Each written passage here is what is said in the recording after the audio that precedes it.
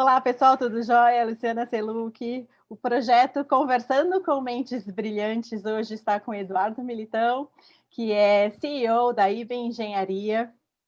Eduardo, conta um pouquinho da sua experiência, da sua carreira, da sua história de vida, dessa organização que é tão interessante e importante aqui para a região de Campinas. Bom, Lu, primeiro, obrigado pelo convite. Para mim é uma honra, um privilégio poder participar do teu trabalho, que eu já acompanho há bastante tempo. Sei a consistência, a profundidade, a relevância e me considero privilegiado de ter sido convidado para participar. Bom, como você colocou, meu nome é Eduardo Militão, para quem não me conhece, eu sou CEO da IBM Engenharia.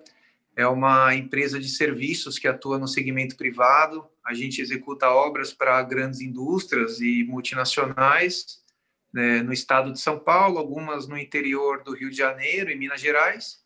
E a gente tem uma atuação muito forte também no mercado imobiliário, trabalhando com incorporadoras e loteadoras, né? A IBM, ela é uma empresa que esse ano ela completou 14 anos de vida, de existência, né? É uma empresa que eu fundei junto com o meu irmão, meu sócio, Rodrigo. A gente teve toda uma trajetória natural, eu acho, de uma empresa pequena, familiar, na área de serviços, buscando seu espaço, buscando crescer. E muitas coisas que a gente implementou, a gente aprendeu e a nossa realidade hoje foram sendo construídas aí ao longo desses 14 anos. Eu tive o privilégio de conhecer a família toda, isso é... Fui agraciada. Conhecer o pai também, né? O pai ele é o culpado, né? Ele não faz parte, mas ele é um profissional que atuou na construção civil. Eu nunca deixo de citar ele, porque realmente ele, além de ser nosso pai, que a gente tem um carinho, um amor especial por ele, ele é uma pessoa que trabalhou a vida inteira na construção civil como prático e uma pessoa que tem muitas competências comerciais. Acho que tudo que ele aprendeu e sabe na vida dele, ele desenvolveu de forma prática e intuitiva. E acho que, de certa forma, a gente faz um pouco parecido com ele nesse sentido aí. E é uma família maravilhosa, posso testemunhar, e todos muito voltados para o desenvolvimento, não só da organização pessoal, como das pessoas que estão ali, né? Estão sempre buscando conhecimento, estando em seminários e livros, escrevendo, né, Militão? É isso aí. Mas vamos falar um pouquinho de liderança, de inteligência emocional, das questões comportamentais. Como é o CEO Eduardo Militão dentro dessa organização? Como é que ele lida com isso? Como é essa questão da inteligência emocional na sua vida, no seu dia a dia?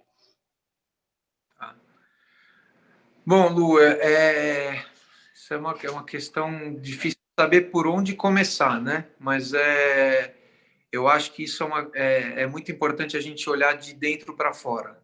Então, primeiro, assim, nós, enquanto seres humanos, como que a gente lida com a nossa ansiedade, as nossas dificuldades, com o nosso estresse, com as emoções, com os desafios do dia a dia, com as frustrações.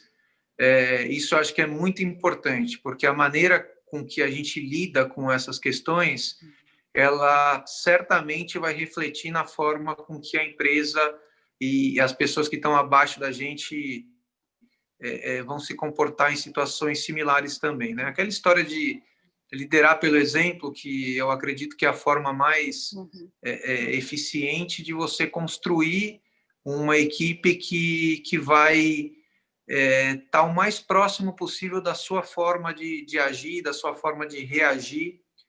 E não tem como ser muito diferente do que você ser humano, né? Então, você se reconhecer como uma pessoa imperfeita, você ter a humildade de não ter medo de transparecer isso, porque eu acho que até isso ajuda a trazer a segurança para a equipe, né? Uma vez que eles percebem que, poxa, peraí, eu errei, nossa, eu devia ter ido totalmente pelo outro lado, eu tomei uma decisão ruim, vamos revisar isso. eu acho que deixa todo mundo à vontade, tira aquele peso de que, poxa, eu preciso ser perfeito, né? Porque quando a gente tem esse peso de perfeição, o CEO coloca isso para ele mesmo, ele acaba se preocupando muito mais com a imagem do que com as questões, do que com o dia a dia, com aquele desafio que já é difícil demais da gente lidar encarando de frente, né? Se a gente for olhar para tudo isso com uma preocupação com a imagem, poxa, mas espera aí, eu vou mostrar que eu errei, que eu fracassei, a gente acaba deixando isso refletir para todo mundo da equipe. Fica uma máscara, a gente coloca uma máscara que não é verdadeira, né? Deixa eu terminar as Estão palmas batendo. Aqui. Estão batendo palmas. Uma celebração aqui, um parabéns. Isso faz parte de CEO também, a gente não escolhe muito aonde a gente está. Eu estou num cliente aqui hoje. Eu vim aqui trabalhar e arrumei um espaço aqui para a gente fazer essa entrevista. Mas então, assim, a gente, essa questão de honestidade, eu acho que isso é muito importante. A gente acabou de ver um exemplo prático aqui, né? Você vê que engraçado, a gente estava falando nisso e justamente, a entrevista não precisa ser perfeita. O mundo não é perfeito. A gente é pego de surpresa e a gente tem que reagir naturalmente com isso.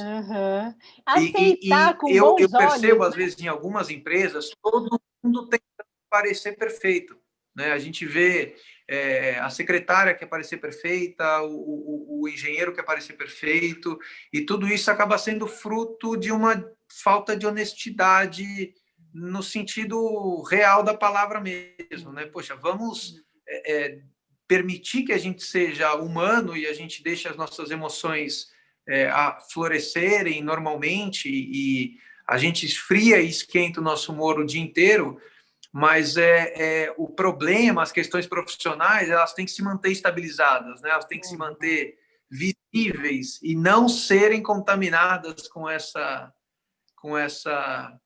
emoções. Eu acho que quando a gente procura deixar o nosso ânimo e a parte emocional estável, o que acaba sendo uma coisa não honesta, né? Uma coisa artificial, aí essa instabilidade acaba sendo transferida para onde ela não podia existir, que no fluxo do negócio, nos problemas, nas atividades, e aí é péssimo.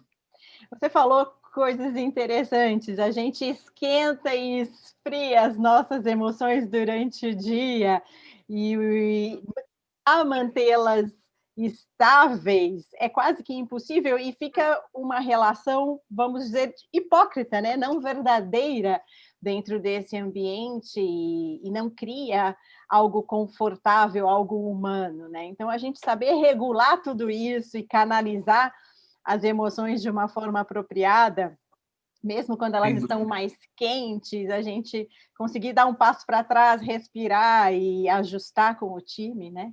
Isso é fundamental. Para ser verdadeiro, né? A gente precisa ser verdadeiro.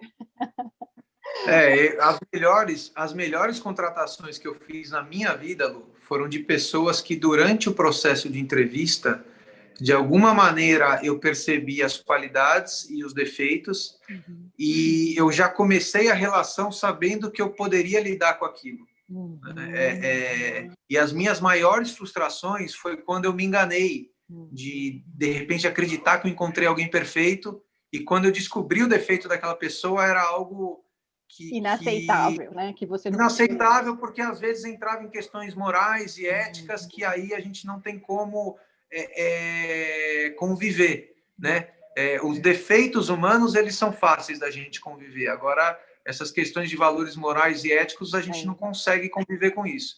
Então, é melhor ser coração aberto, na minha opinião, dar liberdade para que as pessoas também sejam assim, para que a gente não precise se preocupar com isso. A gente já tem coisas demais para se preocupar, e o nosso dia a dia de todas as empresas é cada vez mais dinâmico. A gente é surpreendido o dia inteiro com novidades, existe muita insegurança, muita incerteza em tudo. Então, isso já é desafiador demais para se preocupar com o resto. Verdade. E nesse ambiente desafiador, nesse ambiente volátil, instável, né, e que de um dia para o outro, às vezes o escopo de um projeto muda completamente, ou, às vezes um projeto é cancelado, ou tem tantas questões que podem estar envolvendo e trazendo estresse, né. Como é que a gente traz, na sua opinião, como é que você faz para gerir esse time de forma mais humana? E na sua opinião, é possível a gente aplicar essas questões comportamentais e fazer o ambiente mais agradável? Sim. Como é que a gente faz para aplicar soft skills dentro da organização, no dia a dia? Eu acho assim, Lu, assim, eu tenho verdadeira paixão pelo que eu faço. Eu amo o meu trabalho, eu amo a minha profissão, e isso jamais pode ser confundido com a afirmação de que, olha, o meu trabalho não me traz estresse, o meu trabalho não me desgasta, o meu trabalho não me tira o sono. Isso não, Não é isso verdade. são assuntos distintos, né? Mas eu acredito que assim, ter paixão e gostar do que você faz é sempre fundamental. E quando a gente transpira essa paixão, essa vontade de fazer as coisas, eu acho que esse é o principal exemplo de liderança.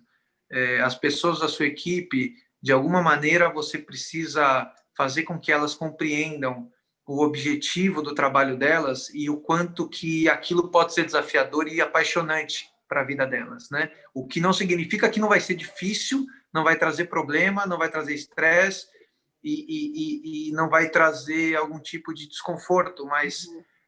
eu acho que você plantar essa semente da paixão pelo que faz, do desafio, da vontade de vencer, isso é fundamental. Uhum.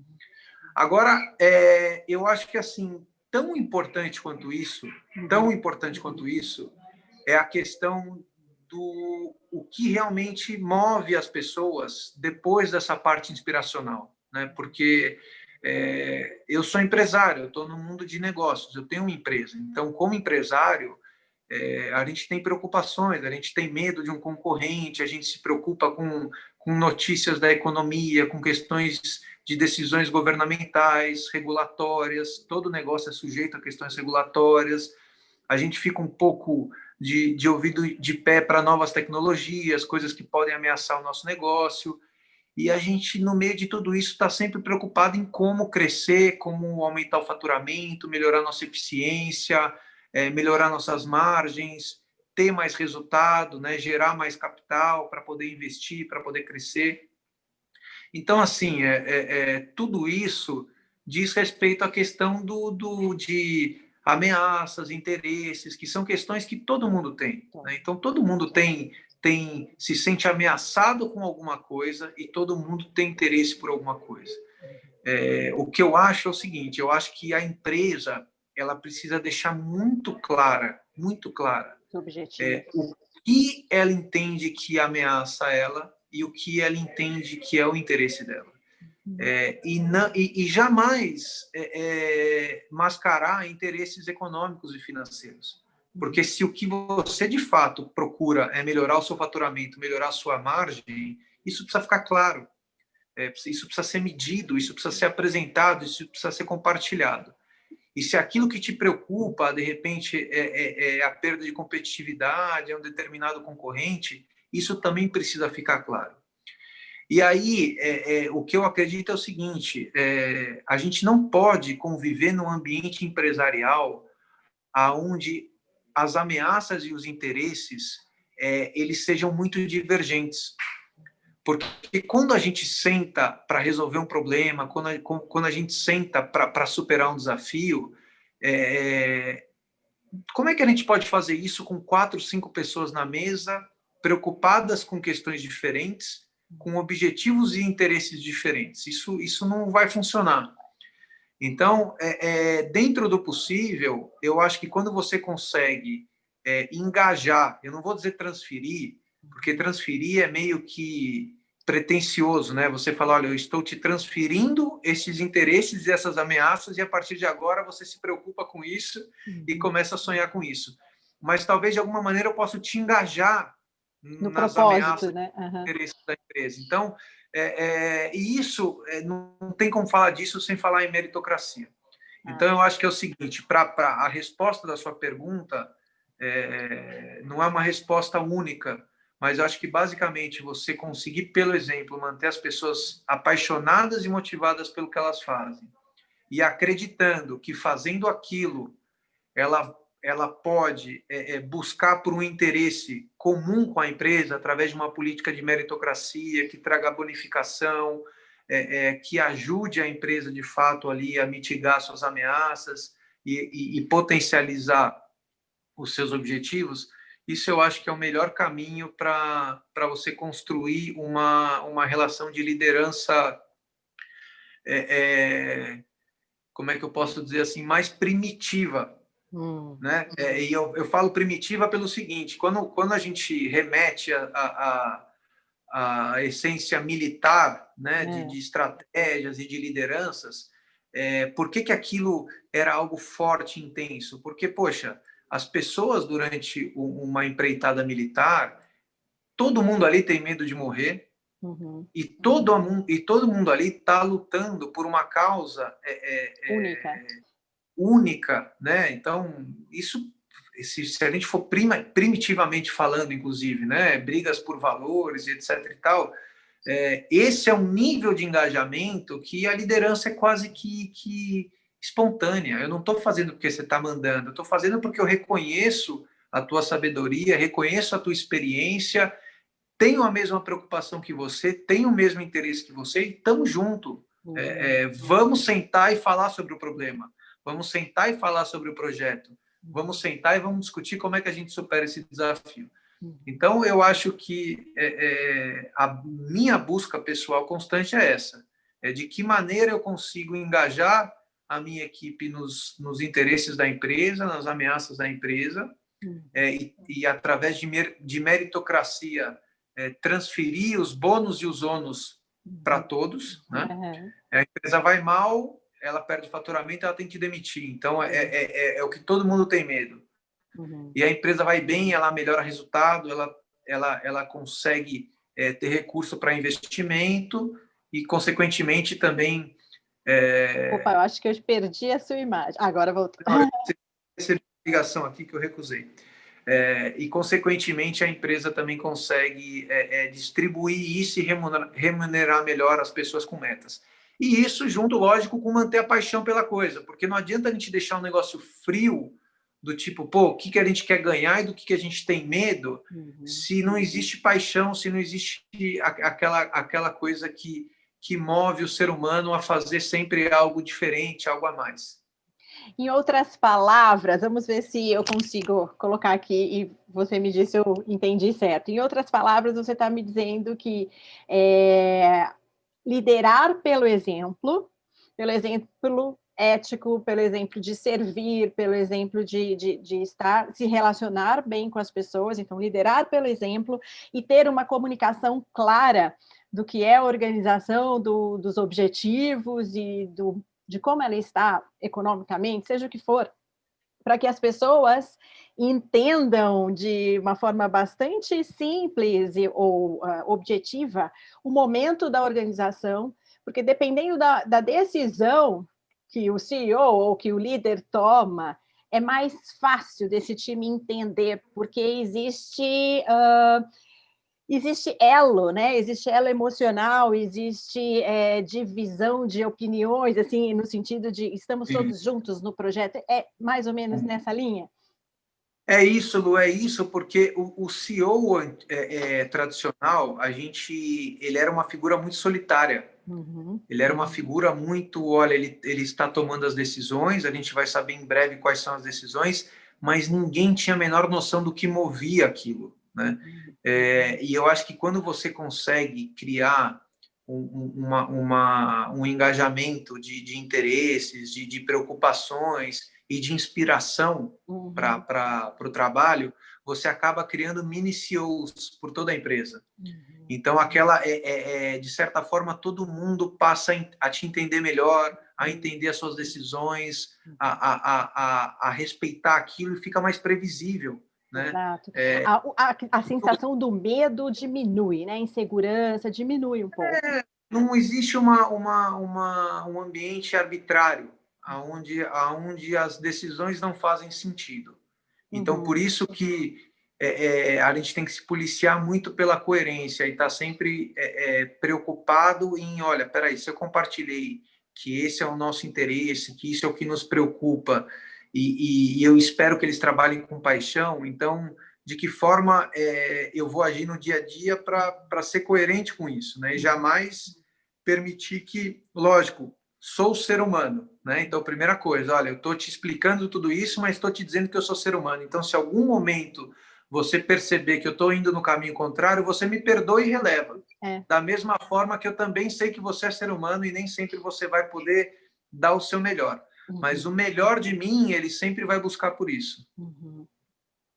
E talvez isso ajude a diminuir a ansiedade, né? Esse tipo de relação, a diminuir a ansiedade, porque o CEO está mais próximo, né? Ele está fazendo uma gestão mais horizontal, e eventualmente, num momento de crise, um projeto acaba, ou um momento como a gente está vivendo agora, né? Um momento de crise da saúde, e não só da saúde econômica, eventualmente, se você tem que tomar uma decisão mais dura, todos estão sofrendo, né? Você também está sofrendo, você não quer demitir alguém, né? Você não quer, mas é uma necessidade. Sim, mas são dores, sim. São realidades, e assim, né, Lu? Por exemplo, na vida, a gente tem que saber que sempre vai haver altos e baixos. Sempre vai haver altos e baixos. Então, a gente não pode colocar os problemas como sendo o fim do mundo, jamais. Então, eu acho que as pessoas também têm que saber lidar com isso dessa forma. Então, se você construiu uma carreira apaixonada, se você trabalhou no seu dia a dia, sempre buscando vencer e correndo atrás daquilo que é importante, dos interesses, mitigando ameaças, você tem que ficar em paz, porque você é um profissional brilhante, você tem muito espaço no mercado. E na verdade, a empresa está perdendo muito com a sua saída. Agora a empresa está perdendo, amanhã ela pode voltar e ela pode querer reconsiderar, mas também você tem que se enxergar o teu brilho, né? Somos não maiores. olhar da empresa. Claro. O que a empresa faz quando ela toma um viés e perde um grande contrato importante? Ela para e fala, olha, peraí, aquele não é o meu único cliente, aquela não é minha única chance de dar certo.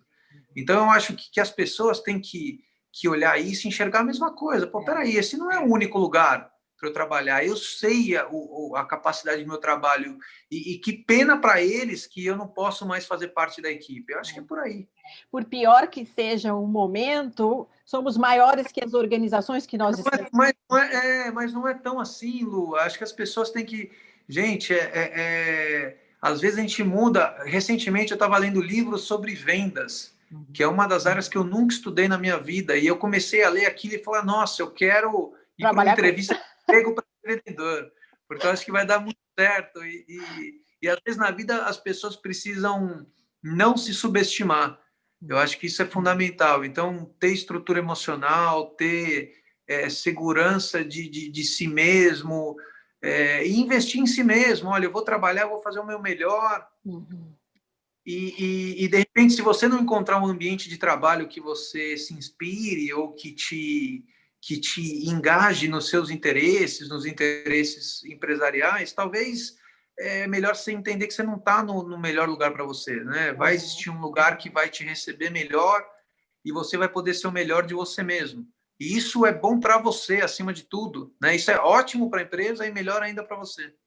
Isso tem tudo a ver com inteligência emocional, porque a gente está falando de autoconhecimento, né? Da pessoa se conhecer, saber quem ela é, do potencial que ela tem, né? De conseguir assumir responsabilidade sobre a própria vida, né? De dizer aqui eu fico, aqui eu não fico, e mesmo num ambiente de crise onde as oportunidades são escassas, mas ela saber que ela tem valor e em algum momento ela vai conseguir encontrar um caminho, isso está muito relacionado com inteligência emocional, né? E manter o equilíbrio, regular as emoções enquanto ela está vivendo essa turbulência, para não entrar num estresse desnecessário, né? Num momento ruim. né? Eu acho que se a vida fosse sempre a mesma coisa, ela seria muito sem graça. E eu acho que todo mundo deveria tentar olhar o lado positivo disso, né? Porque é a sua história, né? Uhum. E por mais que você viva muitos anos, a gente vai passar muito mais tempo morto do que vivo. Então, se a gente se preocupar com toda a história do que acontece aqui, nossa, eu perdi o meu emprego, gente. Vai ser Isso não é duro, mas não é o fim. assim, eu me frustro o dia inteiro, tá? E eu não tenho facilidade de reagir com as notícias ruins sempre, né? Eu perco sono, tenho ansiedade, fico nervoso, mas eu acho que tem que pôr para fora, né? A gente tem que, por isso que eu falo, honestidade, o coração aberto, ele é a melhor saída, porque você vai ferver e pronto. A hora que o vapor sair, o barro seca, né? E a gente fica mais tranquilo para seguir em frente, né? Vamos olhar, vamos prospectar, vamos olhar pelos negócios, pelas oportunidades, vamos reativar a equipe. E Uhum. porque assim, se a gente não mantiver a paixão e a vontade de vencer, não vai chegar em lugar nenhum. Uhum. Então e se o CEO não der esse exemplo, ninguém vai dar, né? Não espere que e se tiver alguém dando esse exemplo, logo logo ele vai se frustrar, né? A gente vê isso às vezes grandes talentos em empresas horríveis que a pessoa está ali lutando, tá querendo buscar por espaço, por construir tudo, Consegue. mas o ambiente ele é perdedor, ele não é um ambiente que está inspirado, está motivado, está buscando vencer, né? Isso influencia muito, porque a cultura da organização, né, influencia o ambiente, né? Sim. Então, se você, por isso que a gente saber quem nós somos e o que desejamos faz toda a diferença, porque por mais difícil que a gente possa viver em momentos como o Brasil não sai de crises, oportunidades são escassas, mas eu tenho que ter condições de falar aqui eu não fico, porque essa cultura não agrega em nada na minha vida, né? É melhor. Ou então que eu fique por um período, mas até eu conseguir um outro caminho, né? Eu fico por um período para suprir uma necessidade, sei lá, familiar e tal, mas eu trabalho para mudar o mais rápido possível, né? Sim. Eu acho que a gente acostuma, como CEO, Lu, a gente acostuma a receber notícia ruim o dia inteiro. Você pode ter certeza disso. Acho que ninguém mais recebe notícia ruim e problema dentro de uma empresa do que o CEO. Uhum. Ninguém. Então, se a empresa receber uma notificação, alguém vai levar para o CEO. Se um cliente tiver uma reclamação mais dura, isso vai chegar no CEO. Se algum sistema operacional não funcionar, ou se tiver algum tipo de erro que trouxe algum problema mais grave, isso sempre vai chegar no CEO. Uhum. Então, qual é o tamanho que a gente vai dar para esses problemas, né? Porque se a gente quiser fazer uma tempestade em cima deles, de fato a tua vida vai ser uma tempestade e a empresa vai entrar nesse looping de foco negativo. A gente tem que ter o copo sempre meio cheio, nunca meio vazio, e tá buscando e colocar as pessoas para trabalhar de forma motivada e produtiva, né? A gente tirar o melhor das pessoas é fundamental. E, na minha opinião, isso que você falou não é ser frio, mas simplesmente saber exatamente lidar com as dificuldades e o que você falou, colocar o tamanho do problema, analisar o problema de forma adequada, né? Qual é o tamanho que esse problema tem? Sim. E E, o que você pode fazer em relação a isso? Né? Porque às e vezes o tamanho pode ser grande, mas não tem mais nada que pode ser feito. Então esquece. passou. Próximo. E canalizar as emoções de forma adequada, porque as emoções também elas têm tamanhos e a gente precisa saber colocar elas no tamanho certo, né? Não significa não ter emoção, mas significa que eu preciso adequar ela e colocar ela no tamanho certo, senão não vou conseguir regular tudo isso e vou talvez tomar atitudes ou erradas ou analisar o problema de forma não adequada, né? Porque vai É isso aí. afetar diretamente o comportamento. Agora me diz uma coisa, na sua opinião, por que as pessoas resistem tanto a desenvolver essa parte comportamental? né? As pessoas vira e mexe estão estudando, tirando certificações e tal, mas a parte comportamental parece que existe uma resistência. Por que você acha que isso acontece? Aí, qualquer nível organizacional ou até mesmo Sim, alta liderança. eu acho que enquanto a preocupação com a imagem ela for muito maior do que a busca pela sabedoria, eu acho que nunca vai haver um equilíbrio entre o lado emocional e o lado profissional.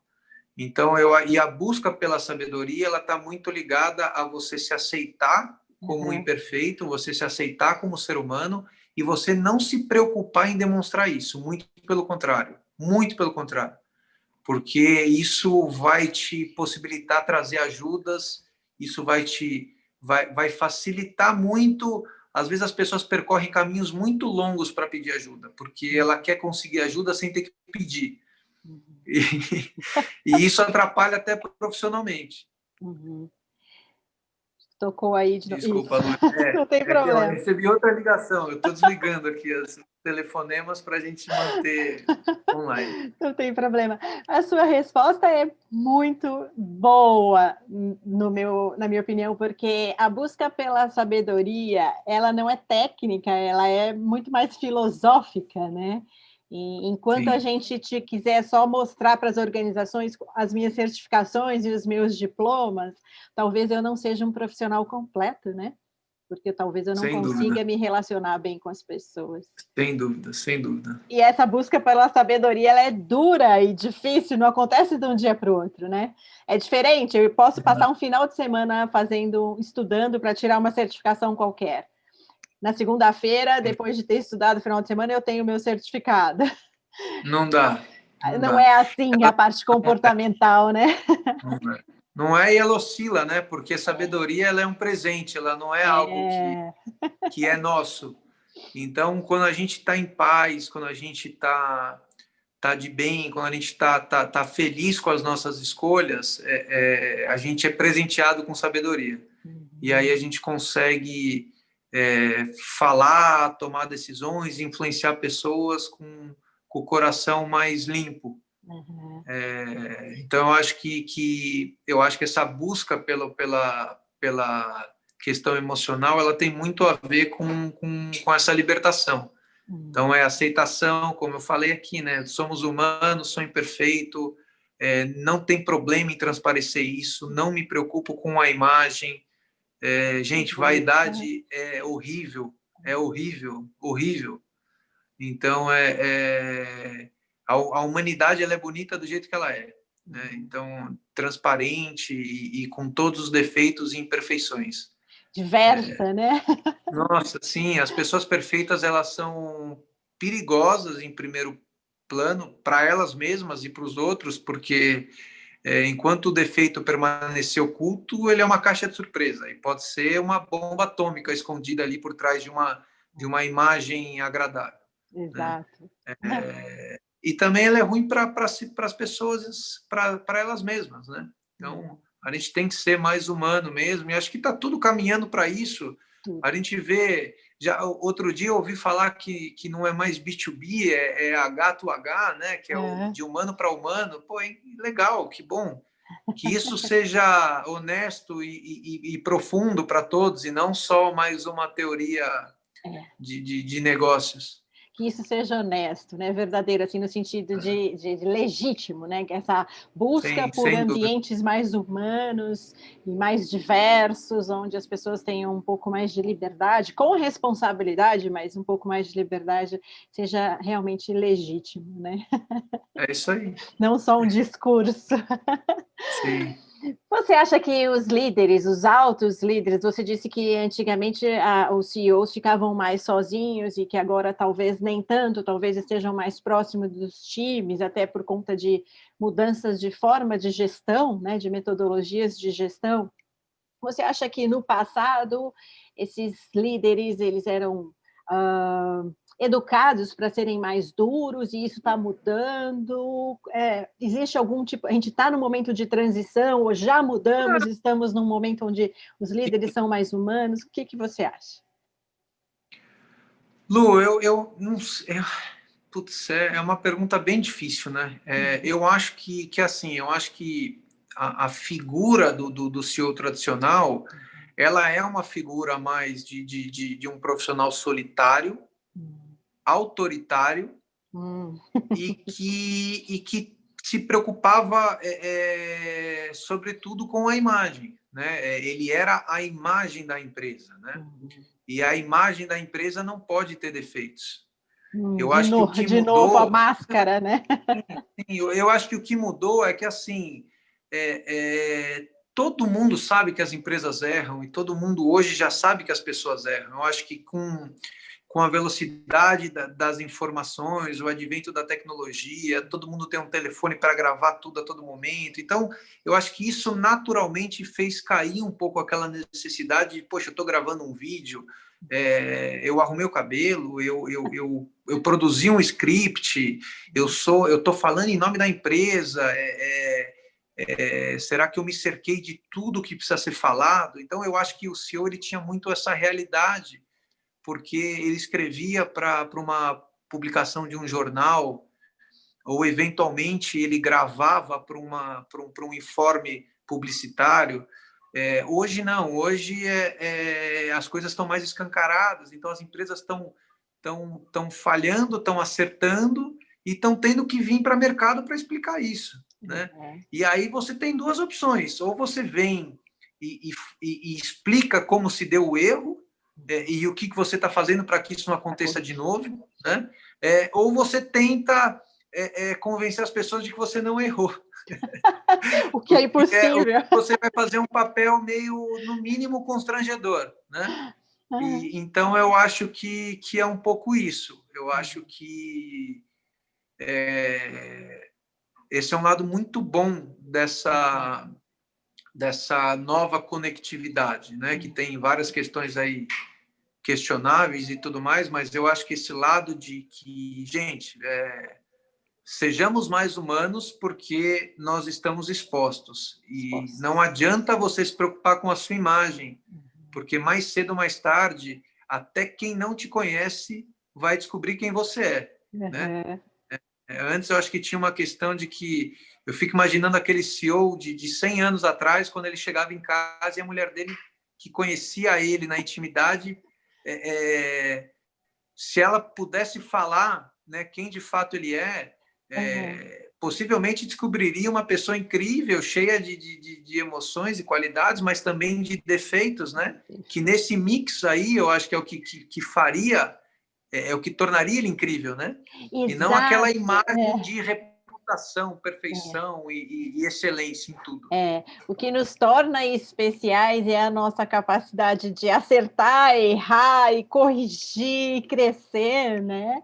E eu acho que isso que você está falando é perfeito e pode se cascatear para a organização toda, né? De você conseguir chegar dentro da organização e falar, olha, houve um erro, vamos corrigir isso, é isso que eu vou fazer para corrigir. E, claro, os erros sucessivos precisam ser tratados de outra forma, né? Com treinamento ou até uma transição aí de local de trabalho. Às vezes a pessoa está no lugar errado, né? Mas os erros eventuais, né? A melhor coisa é falar, olha, aqui está a proposta para corrigir esse erro, vamos junto, né?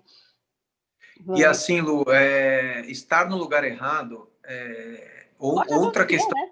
Uma questão similar a estar no lugar errado é estar perto das pessoas erradas. É o pior, porque, na verdade, né? Isso contamina demais, isso contamina demais. É muito difícil a gente ser o melhor de nós mesmos quando a gente está convivendo com gente negativa, com gente que de certa forma, te destrói emocionalmente. Então, acho que todo mundo tem esse tipo de convivência e a gente não pode permitir jamais que essas pessoas dominem as nossas vidas, né? Que elas ocupem um espaço dentro de nós maior do que elas merecem. Exato. A minha avó, ela costumava falar, eu lembro, quando esses assuntos surgem, ela falava em termos, assim, não em questões financeiras, mas de relação humana mesmo, né? Ela falava assim, olha, Luciana, busque estar próximo de pessoas que ajudem você a ser melhor, né? Pessoas que vão te ensinar alguma coisa, que vão te motivar a crescer, que vão te mostrar um mundo que você não conhece. Então, a gente tem que ter esse poder de escolha. A gente não vai tirar as pessoas das nossas vidas, mas a gente dá o espaço que elas podem ter, né? E dar o espaço. Aí foi muito legal, porque dar o espaço é justamente você primeiro se resolver emocionalmente, se desarmar, tirar a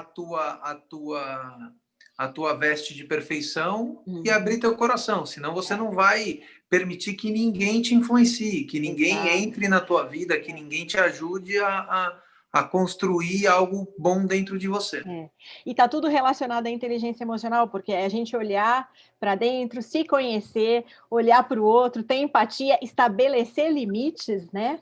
Entender o que está acontecendo e colocar as coisas no tamanho certo, que é o regular as emoções. A inteligência emocional é isso, né? Esse caminho. Acho que sim. Como é que o CEO Eduardo Militão gere um conflito? Bate na mesa, fica nervoso, como é que é? Eventualmente bate na mesa e fica nervoso, no dia seguinte, pessoal, desculpa, perdi o controle. Como é que é isso? Como é que se gere um conflito? É assim, ó, vamos lá. Se eu estou envolvido no conflito, eu vou lidar com ele da forma mais humana possível. Então, possivelmente, eu vou ficar muito incomodado, vou ficar bravo, posso usar as palavras erradas, posso me arrepender depois, posso ter que voltar e pedir me desculpa, desculpar, né? por não ter me colocado da forma correta, mas isso normalmente vai ocorrer se eu estiver envolvido no conflito. Quando é um conflito de outras partes, aí eu acho que você não pode jamais permitir tomar parte do problema no sentido de inflamar raiva ou tomar algum tipo de dor. Eu acho que aí você tem que ajudar buscar a pessoa conciliação. Buscar a conciliação, entender os dois lados, fazer com que os dois lados se entendam, né?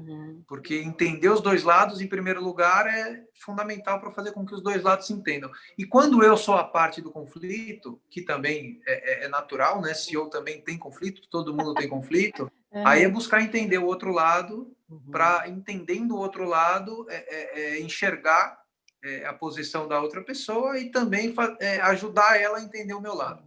E, eventualmente, se as palavras são as palavras erradas, né, ou se a emoção fica maior do que deveria, no momento seguinte, pedir desculpa. Tudo pode ser corrigido, tudo pode e deve ser corrigido. Tudo pode e deve ser corrigido, sempre. Por que não pedir desculpas, né, por algo? Sim, porque você vai errar, né, especialmente no conflito, né? No conflito tem emoção e na emoção, às vezes, é mais fácil a gente errar.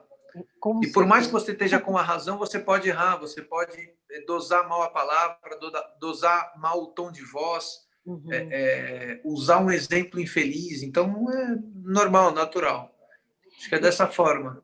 E nesse momento que a gente está de transição, eu digo que o nosso momento é de transição porque tudo tem mudado muito rápido, né? As organizações, o ambiente global, né?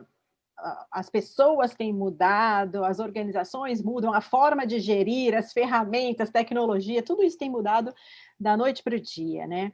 E, na sua opinião, qual é o perfil de um líder que esse novo mundo pede, ou esse mundo atual? O que as organizações buscam num líder? Qual é a característica desse líder? Eu acho que é uma pessoa humana, apaixonada pelo que faz e com competências técnicas também. Eu acho que isso ainda tem uma certa importância, mas é menor. Mas você acredita, na sua opinião, que as competências técnicas elas são menores do que as comportamentais hoje, quando se olha para o líder, com certeza. Para o líder, com certeza, porque se liderar é exemplo, e sempre vai ser exemplo, até para um pai que quer liderar um filho, educar um filho, é através do exemplo. Não tem como você acreditar que que uma ferramenta vai superar um comportamento ruim, jamais. Jamais. Que interessante isso, porque a gente está vivendo num momento onde as pessoas até estão angustiadas e dizendo, tem com medo, porque a tecnologia entrando, dizem que a gente não sabe nem qual é a atividade que a gente vai exercer daqui a 5 anos, ou seja, qual é a função que a gente vai ter, que tipo de trabalho a gente vai fazer, porque as coisas vão mudar. Então, o que você está dizendo é, a tecnologia nunca vai ser maior que as competências, que nós humanos, né? A gente vai, dentro das organizações, dentro dos ambientes que a gente tiver, nós, seres humanos, a gente tem como interagir de forma diferenciada, né? E trazer valor. É assim, para você estabelecer liderança, a tecnologia ela tem nenhuma ou quase nenhuma relevância para você estabelecer liderança, né? A liderança ela é totalmente comportamental e ela é baseada em exemplos, né?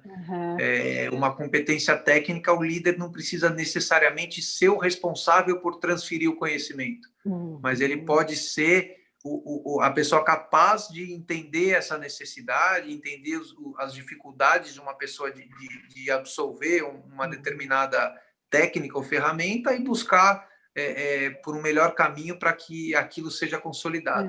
Agora, sim,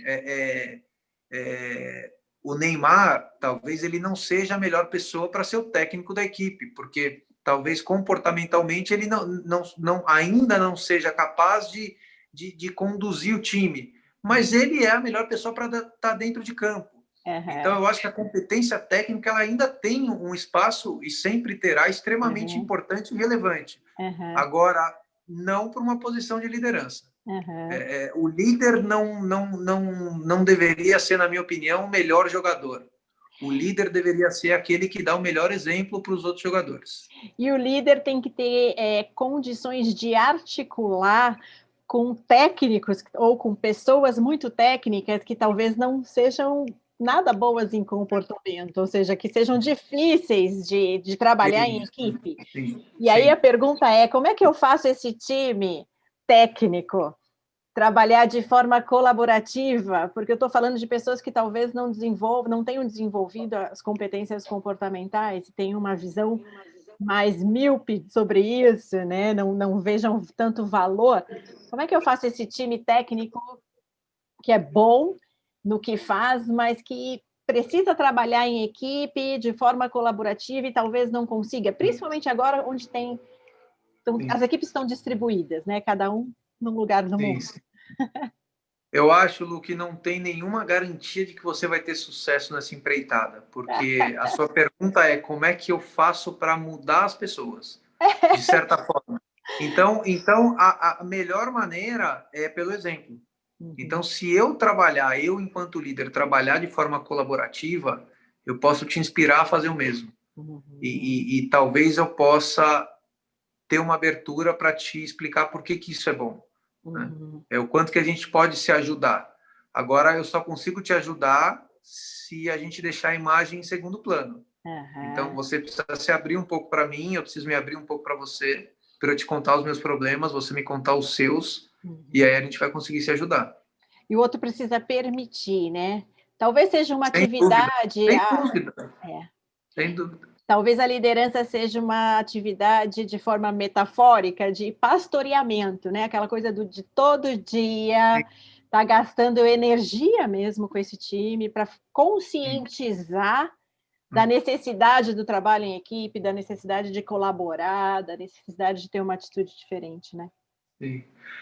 Existem, acho que algumas vertentes que vão falar de técnicas para isso, né? Mas é que eu acho que você acreditar que vai haver uma técnica para que eu conquiste a sua confiança, né? Para que eu te deixe à vontade para se abrir comigo e para que eu consiga sustentar isso no longo prazo, a única maneira de se conseguir isso é eu sendo honesto com você e eu tendo respeito e me preocupando com você a partir desse momento. Porque a hora que você se abriu para mim, vai ser uma decepção muito grande se eu te frustrar. a partir desse ponto. A pessoa se fecha Então, e nunca mais não permite. haverá, eu posso até estudar alguma técnica de fazer com que você abra o teu coração, só que eu não vou achar uma técnica para manter isso por muito tempo.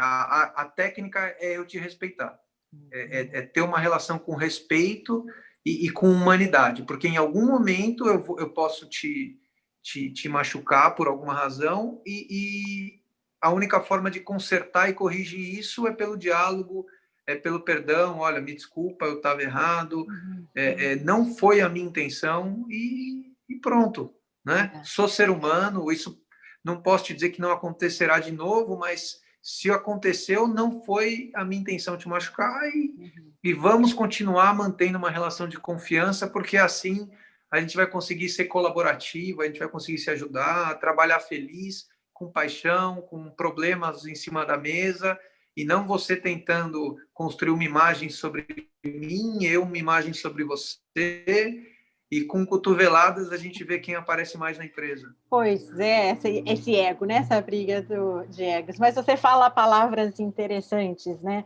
De liderar pelo exemplo, de ter respeito, de mostrar, ser mais transparente, mostrar que somos humanos e que, no eventual erro, ter essa necessidade do perdão, né? Parece algo utópico, mas é a única forma de voltar a ter confiança e continuar trabalhando junto. As pessoas realmente precisam se perdoar dentro do ambiente corporativo para conseguir sustentar um na vida, né, relacionamento. Lu? Na vida. Vida. Porque o perdão é aquilo que traz paz, né? Então a gente tem que conseguir perdoar os outros, a gente tem que saber pedir perdão, a gente tem que saber perdoar aquilo que não está no nosso controle, que é uma situação, porque tem a ver com aceitação, e trabalhar. Trabalhar feliz. Eu acho perfeito isso e eu acredito nisso. Eu realmente acredito nisso. O que um líder, pensando num CEO e qualquer líder, seja lá na organização, em que nível esteja, mas o olhar do CEO, o que um líder deve fazer ou não deve fazer? Putz, aí é difícil. Difícil, né? O que eu não faço, senão eu perco a minha equipe, ou se eu fizer isso... Eu acho que o maior erro é mentira, sempre. Sempre, sempre. Eu acho que toda mentira ela é venenosa e potencialmente destrutiva para a empresa.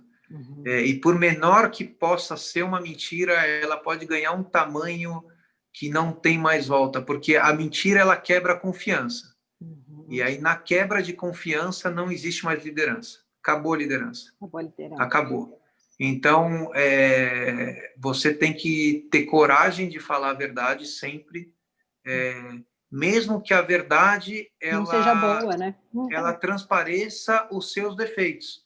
Porque, às vezes, a verdade é que você, enquanto CEO, cometeu uma injustiça. Você, enquanto CEO, tomou uma decisão errada. Né? Você, enquanto CEO, se exaltou acima do ponto. Só que tudo isso é muito melhor do que uma mentira. Então, acho que o que não deve fazer jamais é contar uma mentira. Porque os outros percebem, podem não perceber naquele momento, mas no momento seguinte as pessoas percebem. Né? Quebrou a confiança, acabou a liderança, e aí a gente vai voltar para aquela empresa antiga, vamos cada um preservar a sua imagem, e não vai funcionar. Não vai sobreviver, o mundo é muito competitivo não tem mais gordura para esse desperdício de dinheiro, né? Porque isso é um desperdício de dinheiro. As pessoas preocupadas com imagem, com posições e não com as entregas, com os problemas. Quantas horas de trabalho são jogadas fora, construindo imagem, defendendo posições, e aí já se tornou inviável o negócio, né? Porque, como eu disse, as margens cada vez mais estão apertadas, e as empresas que sobrevivem, elas têm que ter capacidade de ser enxutas e de entregar resultado com o esforço necessário, só o esforço necessário. que você está dizendo é que não existe muito espaço mais, por conta desse mundo altamente competitivo, não existe mais espaço para o ego, né? Eu preciso realmente ser Todo mais tipo de humilde. desperdício. Eu preciso ser mais humilde e olhar para o objetivo da organização e para o valor que eu posso ajudar a organização a entregar. Porque se eu ficar perdendo tempo com o meu ego, não vai funcionar, né? Não tem espaço mais para isso, talvez. E se a gente olhar isso, Lu, são formas de desperdício. Então, o ego ele é um desperdício de tempo e a mentira ela é o caminho mais longo para se resolver algum tipo de situação, porque a mentira ela é infantil, ela é uma decisão arbitrária de vamos contar uma outra realidade que não a verdade para tentar colocar um ponto final, porque resolver nunca vai resolver nada, né? Então, de novo, né? É muito mais fácil consertar uma injustiça, por mais difícil que seja, é muito mais fácil reconhecer um erro, é muito mais fácil pedir perdão do que contar uma mentira. Então, acho que a única coisa que um senhor não pode fazer é contar uma mentira. E uma palavra. Isso vai destruir eternamente o elo de confiança. Quando os elos emocionais se quebram, é difícil, né? Sim. Em uma palavra, Militão, o que é um bom líder? O que é uma boa liderança? Uma palavra. Nossa, uma palavra. É duro, né? Mas uma palavra. O que é uma boa liderança para você? Tem paixão. Paixão. Tudo a ver com emoção, né? Sim. Que legal, muito bom. E qual a mensagem, caminhando para o final, qual a mensagem que você deixa para esses novos líderes, né? A gente tem aí várias gerações e tem um pessoal bem novo chegando no mercado de trabalho e eles já ocupando uma posição de liderança. Qual a mensagem para esses novos líderes? Então, eu acho que esses líderes eles não têm que tomar cuidado para não se perder ao longo do caminho, porque eu acho que a juventude, as novas lideranças, elas estão começando num caminho bom. Eles têm uma pureza, uma honestidade, um coração mais aberto. Bons valores, né? Eles têm Sim. valores interessantes. É que, assim, em algum momento, o líder que está dando certo, ele vai ganhar dinheiro, ele vai crescer financeiramente, e isso não é uma vergonha, porque ele não está fazendo nada do jeito errado. E a partir do momento que ele começa a, de alguma maneira, querer obstruir essas percepções ou tornar, ou construir uma imagem, vamos dizer assim, eu acho que aí ele já vai começar a errar. O dia que ele começar a se preocupar em construir uma imagem, ele está errando. E isso vai acontecer constantemente, se não diariamente, porque isso está na natureza humana, né? A vaidade ela é algo que faz parte constante nas nossas vidas. Então, assim, enquanto ele conseguir deixar em primeiro plano os interesses dele, as preocupações dele, e tratar isso com a mesma honestidade com que provavelmente ele está começando hoje, né? Porque hoje ele só tem problemas e interesses, e talvez ele não tenha muita coisa para se preocupar, ele tem mais facilidade de se enxergar em condições de igualdade. Mas em algum momento ele pode estar economicamente muito bem, ele pode ter poder de decisão, ele pode ter influência sobre muitas pessoas, mas ainda assim ele tem que continuar sendo capaz de sentar naquela mesa e se ver em condições iguais e, quais são os interesses, como é que a gente vai ganhar dinheiro, como é que a gente vai melhorar o faturamento, como é que a gente resolve essa preocupação, de que forma a gente lida com esse problema, e a melhor maneira de ter a confiança de todo mundo é manter a paixão. Você me pediu uma palavra, mas eu acho que não é uma só, né? Mas uma talvez é a mais importante, mas manter a paixão, porque isso vai contaminar, ela contagia as pessoas, se preservar íntegro e honesto perante a sua equipe, e não tem mais muito segredo. E estudar sempre, né? Estudar sempre, porque tem muita coisa para aprender, muita coisa para aprender sobre vários assuntos. Eu tinha uma deficiência na questão de vendas, que eu fui buscar estudar e através de um amigo que é um especialista em vendas, me indicou alguns autores e está sendo incrível. Já Então, quer alguns até assuntos, vender, né? alguns assuntos que eu já me considero que eu entendo que eu tenho um conhecimento bom o suficiente até para transmitir, apoiar e transferir esse conhecimento para algumas pessoas, mas tem outros sempre que você, a hora que você mergulha, você descobre o quanto que existe de conhecimento por aí e nunca é demais, sempre vai te trazer alguma coisa nova. Uhum. É isso Militão, aí. muito obrigada. Muito obrigada pelo seu tempo. Eu sei que a sua agenda é difícil. Para quem não sabe, Militão está ali no fornecedor não, no cliente, né? Com Tô o no celular na mão, fazendo um esforço imenso, mas esse é o Militão, essa é a Iben.